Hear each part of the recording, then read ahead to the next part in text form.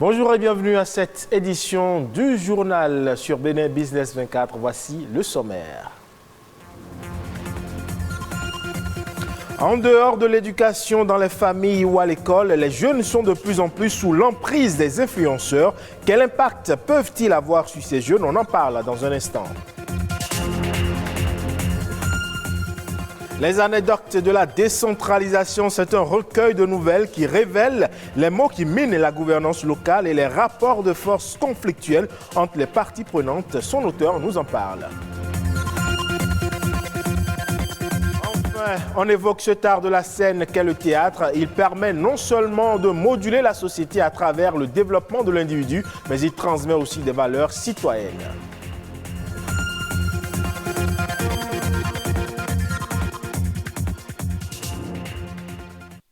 Bienvenue à vous si vous nous rejoignez. Ce 23 juillet marque dans le monde entier la journée mondiale des dauphins. Instaurée en 1986, cette journée a pour but de sensibiliser le public sur la sauvegarde de ces mammifères marins et d'eau douce. Le dauphin est un cétacé endocète muni d'un sonar qui lui permet de repérer ses proies et de s'orienter. Dans le monde, il existe plusieurs espèces de dauphins, dont une trentaine en milieu marin et 5 espèces repérées dans les eaux douces. Mais leur survie est compromise par la pêche accidentelle, la pollution plastique de produits chimiques et toxiques, ainsi que les déchets. Cette journée mondiale est donc l'occasion de mettre en lumière ces menaces et de veiller à leur préservation, puisque les dauphins sont essentiels pour l'équilibre écologique de la vie marine. Emma Loès, Biscuit de mer ou encore Général Makosso. Vous les connaissez sans doute sur les réseaux sociaux. Ce sont des influenceurs, des acteurs des réseaux sociaux qui conseillent, voire endoctrinent des milliers d'internautes.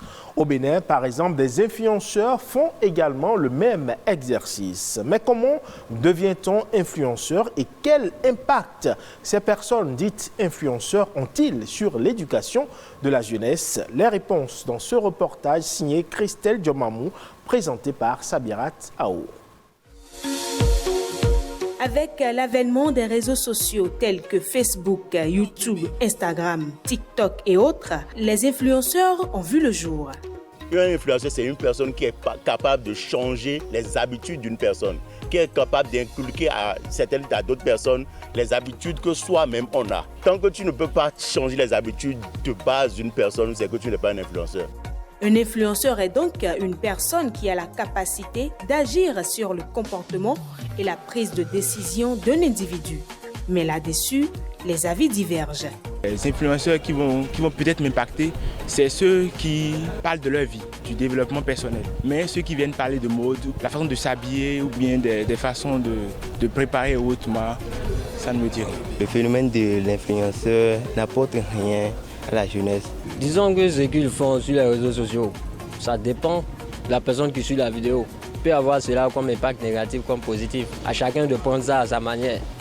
Si de nombreux jeunes s'identifient facilement aux influenceurs et essaient de les copier, ils occultent parfois la face cachée de la vie sur les réseaux sociaux. Chaque influenceur, à la base, normalement vient avec quelque chose. Il y a les influenceurs mode, musique, comme il l'a dit. Est-ce qu'ils viennent donner des cours de musique? Est-ce qu'ils viennent faire des critiques sur la musique, faire des critiques sur la mode? Non, ce qu'on remarque aujourd'hui, c'est qu'on parle de vulgarité, de sexe, de proxénétisme, de violence même. À travers les réseaux sociaux, tout porte à croire que c'est du jour au lendemain que cela s'est créé. Le jeune, en réalité, pense que c'est aussi facile, qu'il n'y a pas des étapes qu'il faut traverser dans la vie. Parce qu'il n'y a pas dans ce phénomène d'influenceur une partie où on démontre toutes les étapes franchies pour devenir autonome.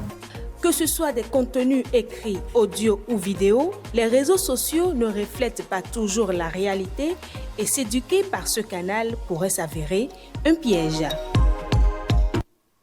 Coup de projecteur spécial à présent sur le processus de la décentralisation au Bénin à travers l'ouvrage Les anecdotes de la décentralisation. Eh bien, c'est un recueil de nouvelles qui retrace cette expérience de la gestion à la base dans laquelle le Bénin s'est engagé depuis 2003 et il relève également la face cachée de la gouvernance locale et les rapports parfois conflictuels entre les parties prenantes. Son auteur nous en parle. Les anecdotes de la décentralisation, tome 1, c'est le fruit d'une vingtaine d'années d'observation ininterrompue de la gouvernance locale au Bénin. Et nous nous sommes intéressés de près au comportement des acteurs, comment ils interagissent avec les autres parties prenantes.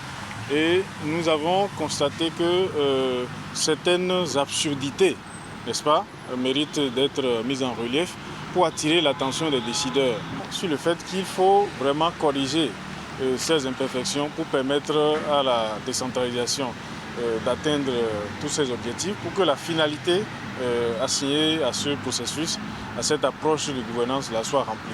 En termes de recommandations, c'est de s'inspirer de ces cas que nous avons portés dans ce document. Par exemple, il faut essayer de dimensionner les attributions des préfets par rapport à leur rôle de tutelle envers les maires.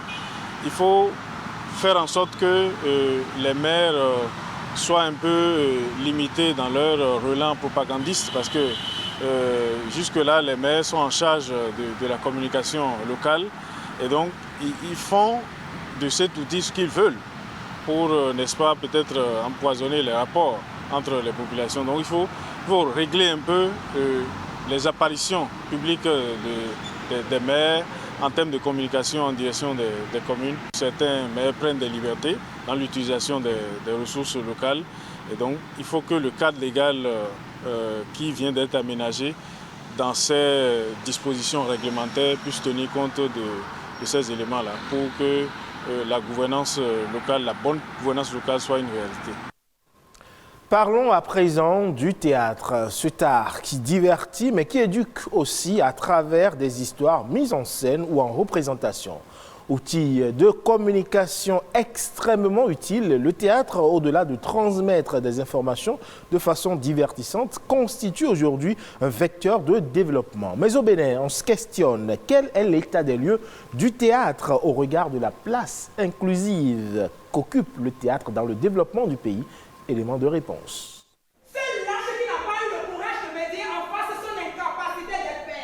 C'est un spectacle, un genre oral, une performance éphémère composée d'exercices vocaux et de gestuels d'un comédien devant des spectateurs. Ici, sur cette scène, on fait du théâtre. Quand on parle théâtre, on doit faire référence à trois notions. La première notion, c'est l'art de la représentation, de la représentation d'un drame. La deuxième notion, c'est le genre littéraire. Et la troisième notion, c'est le lieu qui accueille le spectacle de théâtre. Dans ce lieu, on se divertit tout en s'instruisant. L'acteur ou le comédien, dans un jeu de rôle, envoie les spectateurs dans un monde de fiction où il transmet le savoir et une forme d'éducation pour l'épanouissement de l'individu. Le théâtre, c'est la vie. C'est la représentation de la vie autrement, telle que l'artiste veut la voir, telle que l'artiste la conçoit. Métier pour certains, passe-temps pour d'autres, la pratique du 4e art au Bénin est aujourd'hui partagée entre une sorte de léthargie et une quête de professionnalisme. Pour les professionnels qui pratiquent le théâtre au quotidien, on peut dire que le théâtre souffre un peu du fait qu'il y a très peu de créateurs aujourd'hui. Nous-mêmes qui faisons l'effort d'enseigner, qui faisons l'effort de créer les éléments qui vont faciliter la diffusion de ces jeux que nous créons, c'est assez difficile. Donc les espaces qui accueillent cela, les espaces peinent à exister, les espaces peinent à vivre, les espaces peinent à programmer des spectacles. Des difficultés qui entravent l'évolution du secteur qui pourtant renferme des talents et des valeurs. Aujourd'hui, des passionnés pour le théâtre, ça ne manque pas. Il s'agit maintenant de les encadrer. Quand je parle de moyens, de leur donner des moyens, ce n'est pas l'argent, mais le moyen qu'il faut, c'est la formation. Mais quand on dit formation, c'est qu'il y a un marché qui vous attend. Mais nous, ici, il n'y a pas la chaîne n'existe pas. Vous imaginez, les créateurs, les diffuseurs, les salles et autres là, et le public qui doit consommer et payer pour que ce ne soit pas gratuit, parce que sans c'est gratuit, c'est voué à la mort. Faire du théâtre est un excellent moyen pour former à un esprit plus citoyen, une très bonne approche pour inculquer des valeurs morales au public. Si nous allons dans les écoles former les jeunes, leurs parents seront informés. Quand les jeunes auront des productions, on va inviter les parents. Ils vont comprendre que mon enfant, quand il fait du théâtre, quand il arrive à la maison, son comportement change. Avant, il était timide, mais aujourd'hui, quand il veut parler, il n'a pas peur de parler. Il va acquérir cette compétence-là par le biais du théâtre. La voix, la diction, la posture, tous ces éléments qui construisent la personnalité psychosociale même de l'enfant. Tout ça, quand le parent voit le changement à son enfant, il sera impacté. Comme ça, depuis que je suis petite. Si de nombreux artistes et professionnels du théâtre s'interrogent sur l'évolution du secteur, le théâtre béninois prend peu à peu ses marques avec le projet des classes culturelles engagées par le gouvernement. De quoi produire des talents pour l'essor de cet art au Bénin. À présent, on fait le tour d'horizon de quelques sujets ayant marqué l'actualité ces dernières 48 heures. C'est la nation en bref.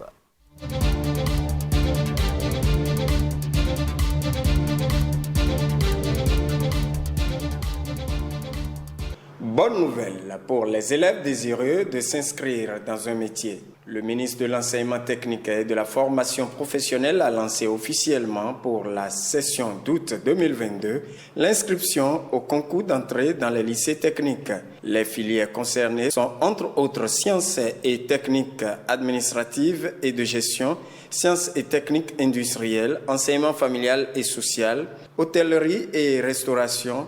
La date de dépôt des dossiers est fixée au 5 août prochain. L'annonce a été faite à travers un communiqué du ministre des Enseignements secondaires, techniques et de la formation professionnelle. Le Bénin a signé avec la compagnie Corsair un contrat de desserte Cotonou-Paris-Cotonou. La partie béninoise a été représentée par son ministre des Transports. Corsair est une compagnie aérienne française qui dispose désormais de l'agrément pour desservir en vol de jour comme de nuit de Cotonou vers la capitale française et de Paris à Cotonou en vol de différentes classes.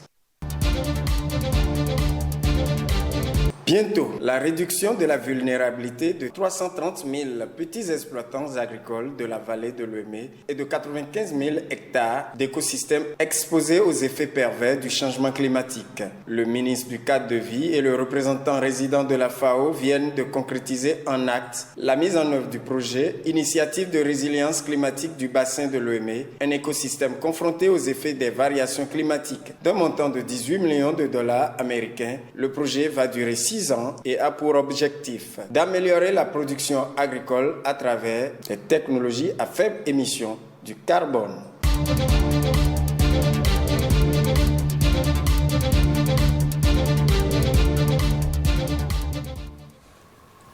Et c'est tout pour ce 12h45 à retrouver sur le site de l'ORTB le 3, www.ortb.bj. Merci pour votre aimable attention. À bientôt.